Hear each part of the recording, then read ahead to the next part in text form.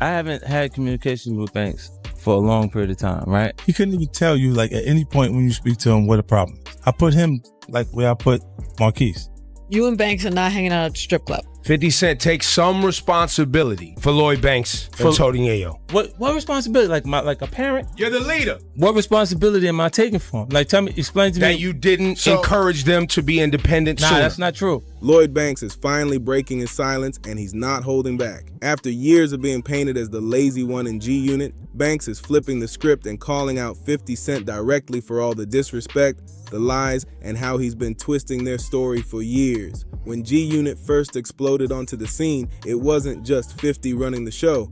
Banks brought the lyrical fire. His delivery, his bars, his whole aura gave the group its backbone. They were supposed to be brothers, or so we thought. But when the fame kicked in, something shifted. 50 started throwing jabs, calling Banks uninspired, saying he didn't want success bad enough, even roasting him in his book like Banks had just quit on life. And through all that noise, Banks stayed quiet. No interviews, no messy clapbacks, until now. In his latest interview, Banks finally let the truth fly, and it's raw. He said 50 was nowhere to be found during the darkest chapters of his life. That lazy label, straight up false. And what's wild is that Banks never stopped working. He just wasn't doing it the way 50 wanted. The guy has Lazy Lloyd tattooed on his arm. He literally wears his laziness on his sleeve. He's always projected an unhelpful mixture of being both introverted and cocky at the same time. While Banks was crafting his legacy in silence, 50 was out there rewriting history. And of course, 50 couldn't let that slide. He clapped back fast, throwing fresh shade at Banks like it was 2005 again. So now everybody's asking, what really broke that G-Unit brotherhood? Was it betrayal, ego, or something deeper? Is Banks finally getting his respect, or is 50 still running the show behind the scenes? Let's get into the truth behind this messy fallout. For years, Lloyd Banks kept it quiet. No interviews, no back and forth, no drama. But after 50 Cent randomly took another cheap shot at him, completely unprovoked, Banks finally said enough's enough. This is something. Wait till they see Lloyd Banks. During a behind-the-scenes clip from one of 50's recent tour stops, he name-dropped both Banks and Young Buck on Instagram and made it sound like Banks was a washed-up failure. Now here's the thing, this is what separates Banks from 50. Lloyd doesn't live online. He ain't out here throwing slick jabs or getting messy on social media. But when he got asked about the situation in a rare interview, he finally laid it all out, and it got personal real quick. Banks didn't just address the beef, he exposed the truth behind that lazy narrative 50's been pushing for years. He said flat out, he wasn't lazy, he was grieving. So, Banks' temperament was definitely a little crazy. I'm not saying anything here that I haven't said to Banks directly. Another time I sat down with him, just when IG was starting to pop off, and tried to drop this gem on him. You gotta get on Instagram, I encouraged him. You can be a little awkward in person, so this is actually a better way for you to communicate with people. Nah, I don't want to do it, he said. Why not? You can literally put punchlines under your pictures, make some new fans. Nah, that's corny, he told me. When Banks made that comment to me, I realized he had gone as far as he can go. In fact, my exact thought was, this is someone I can't invest another minute or dollar in.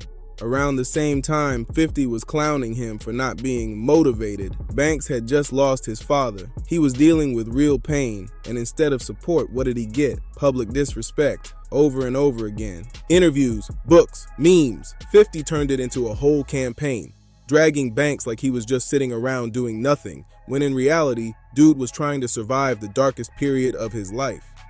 He's a very good lyricist. Among what are known as the punchline rappers who will end their bars with a funny or tongue-in-cheek line, Banks like to call himself the PLK, or Punchline King. I don't know if he's the king, but I'll give it to him that he's in the conversation. He is not, however, a great live performer, stylish dresser, or a domineering personality. So if he doesn't check those three boxes, how is he going to get bigger and become the star in real life he is in it? That's not just beef anymore, that's betrayal.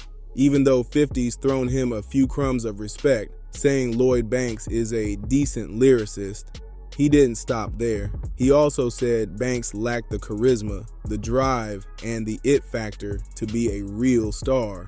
But according to Banks, that wasn't just criticism, that was a straight up blindside. Because when life got dark, 50 wasn't there. No check-ins, no support, not even a call. And that cut deeper than any diss track. Banks is tired of the he fell off narrative. Since 2021, he's quietly dropped 3 full albums, the Course of the Inevitable series. No radio play, no label budget, no viral stunts. Just pure bars and consistency. He never stopped rapping. He just stopped chasing the fake industry love. And that's where the whole rift really started. Banks wasn't built for the shiny rollout. He ain't clout chasing, he ain't flashy, and he's not out here trying to trend every week. He's about lyrics, legacy, and respect. That's the kind of artist he's always been. But in 50's world, if you're not boosting the brand, you're dead weight. Banks wasn't trying to be a background soldier anymore, and 50 didn't like that. To really get it, you gotta remember, Banks, 50, and Yayo came up together in South Jamaica, Queens. These weren't label hookups. This was the block. Childhood bonds turned music dreams. So when 50 blew with Get Rich or Die Trying, he put the whole crew on. But somewhere along the way, that brotherhood started cracking, and loyalty turned into leverage. G-Unit wasn't just a rap crew, it was a movement, a whole lifestyle.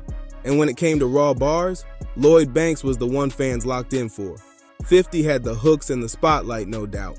But Banks had that cold, calculated delivery and slick wordplay that gave the unit its backbone. His mixtape game was straight legendary. Money in the Bank, Cold Corner series, all of it was heat.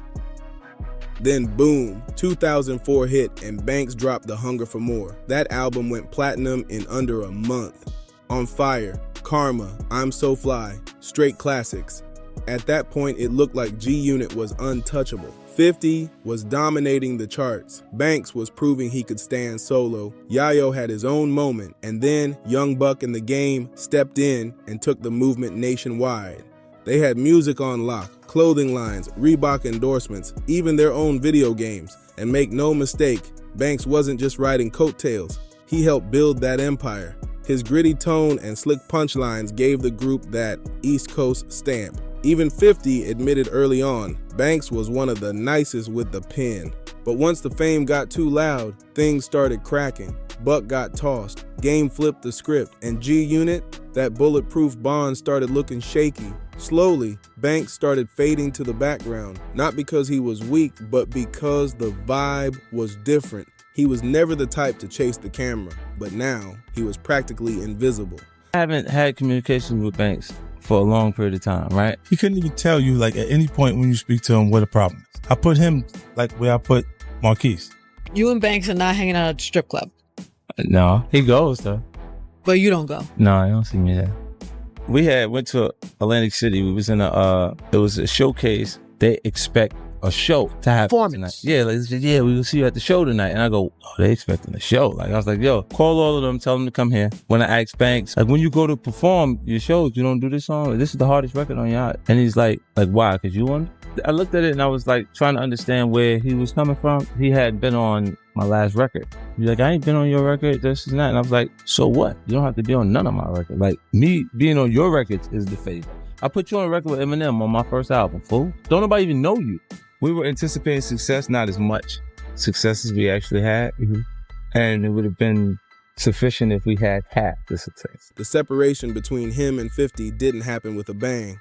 It was that quiet kind of fallout where the love just stopped showing up. The G-Unit wave had peaked, and the unity started fading. G-Unit went from moving like a squad to looking like solo artists just wearing the same logo. The unity was gone, and even 50 Cent himself admitted it. He said too much drama went down behind closed doors, and there's no shot at a reunion, period. What really kicked it off? Banks started ghosting the spotlight. No press, no interviews, not even showing up to 50's public events. Fans took it as disrespect, like he didn't care about the legacy. But behind the scenes, it wasn't that simple. While Banks was backing off, 50 was doubling down on the shade. He hit interview after interview with slick shots, pushing that same tired story, that Banks had all the talent but none of the hunger. Banks was around 14 years old when Biggie and Pac were both popping. So that makes sense that they still resonate with him so deeply. I can relate. I still love the music from when I was that age too. The difference is I haven't patterned my career after KRS-One and Coogee Rap. What would be the point of that? They were both incredible in their moment. But I've always been concerned about creating my own moment rather than copying theirs.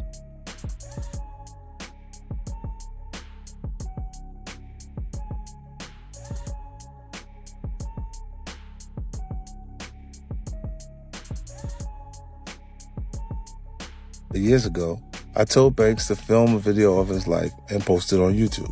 Introduce people to his lifestyle. Let the camera follow him around for a while and see how he moves.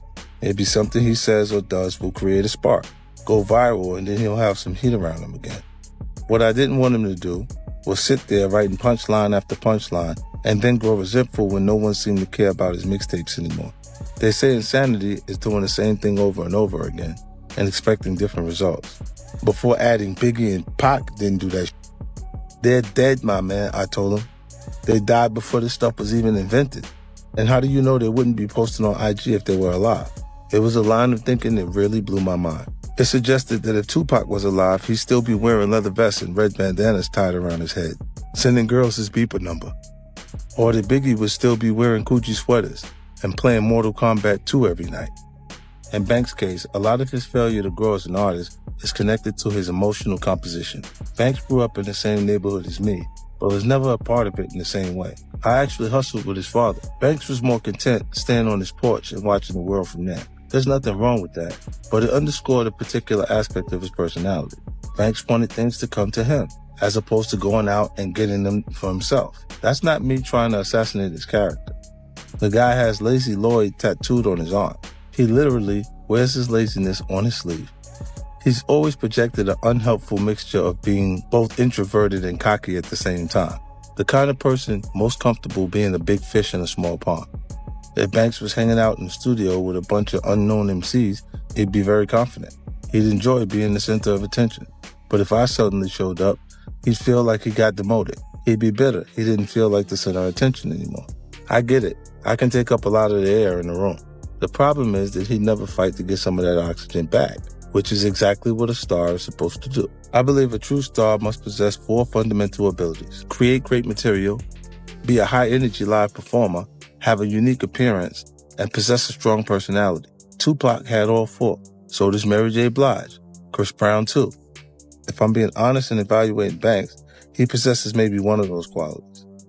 That he didn't understand business, that he refused to evolve. One time 50 even said Banks had the bars but no hustle, and he clowned him for staying off social media, like being low-key was a crime. But see, that's just who Banks is. He's a private dude, always has been. He wasn't chasing clout or playing the Hollywood games. He wanted to let the music speak. To some fans, that made him real. But to 50, that made him deadweight, a risk. Then came Hustle Harder, Hustle Smarter, and 50 turned the shots into full-blown fire. He said Banks and Yayo were stuck in the past, refusing to grow. He called Banks out by name, saying he got too comfortable, didn't want to grind, didn't want to level up. Basically, he painted Banks as a missed opportunity, a lyrical monster who fumbled his moment. But when he came to that room, we talked about, I think I irritated him earlier, playing with the Entourage. Yeah. With MO and them, like, cause I look. Banks, is that true? 50's book was the first time he fully distanced himself from Lloyd Banks in public. No sugarcoating, no holding back. And even though Banks didn't fire off a response, fans swear he low-key addressed it in his track, Stranger Things. That record had pain in it, and bars that sounded way too personal to be coincidence. This right here is where Banks and 50 completely clash. To 50, being a superstar is everything: money, power, attention. But Banks, he doesn't see fame as success. I'd rather be robbed at gunpoint than be betrayed. Not that I suggest you try it. At least getting robbed is exciting. There's an undeniable rush when somebody pulls out their piece and growls, "Get on the fucking floor." Once it's over, provided you don't get shot, you can go tell your friend, "Yo, they just stuck me up." Your pockets might be lighter, but you'll be much stronger overall, having survived the experience. Getting betrayed is different. You don't get a great war story out of it.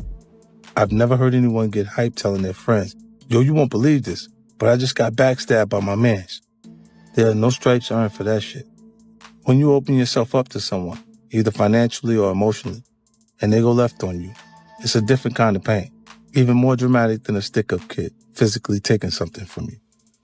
Like Malcolm X said, to me, the thing that is worse than death is betrayal. You see, I can conceive death, but I could not conceive betrayal. To him, success is doing what you love, feeding your family, and keeping your peace. That's the lane he chose. And let's keep it real, Banks has owned the fact that he's laid back. He even tatted Lazy Lloyd on himself. Because I find betrayal so painful, I put incredible thought and consideration into the people who surround me. As I detailed in this chapter, when I was first coming up, I made a mistake of confusing loyalty and location. It's a miscalculation a lot of people make, wanting to believe that just because someone is from the same streets as you, that they're going to have your back forever. I learned the hard way that that's not the case. I think everyone's a little afraid of being too trustful, but I'm definitely worse than most. In my life, I feel like I've been betrayed by people I deserve better from, people I've given money to, opportunities to, love to, even life to. Because of that, for a long time, the only thing I had faith in was money. I only trusted the paper that says, "In God we trust." This is one of the reasons the theme of betrayal is so prominent in my show Power. It's an issue that's always on my mind, so much so that I even called the last season The Final Betrayal. He's talked about it in interviews. So yeah, he's chill by nature. But that doesn't mean he's not working. Banks just didn't want the extra baggage that comes with the spotlight, the politics, the fake friendships, the constant grind for validation. He was here for the music. Actually, your son wants to sit down with you. No, he doesn't. See, Charlamagne, you would call me. You don't call TMZ to say you want to sit down. Think about it, man. You know, you want some attention. And it's okay, you can have as much of that as you want. You know, it's just like he's been trained to believe what you see him say in that interview, that what he was saying, he's been trained to believe that for a long time, bro. Like, you don't just wake up and say, "Oh, well, I don't believe what I've been believing forever." But never be open to it? No, I don't think the relationship works. Look, for a long time, Charlamagne, I went running behind him. I went places that he went, and he left the place. But to 50, that kind of mindset felt like a slap in the face. He saw it as a lack of hunger, a wasted opportunity. And here's the deeper issue. 50 lives by one major rule: loyalty. If you don't do it, like if I don't give him something that he wanted murder, then he's gonna go back to doing what we did. You remember saying that to me? I don't remember. You don't remember saying that? Yeah, tell him you be telling Vlad all kind of I don't want to get into all that. My look better than Vlad. You think you tell me the thing? My nice. He don't even look like the same dude to me on for them Vlad. stories. Mark, real shit coming out. He said straight up in his book, he'd rather face a gun than deal with betrayal. He paints himself as the one who rides for his people all the way, no questions asked. So when someone he believes he went to war for starts distancing themselves. I think that's over. I think that's done. But What do you mean? I think his career is finished.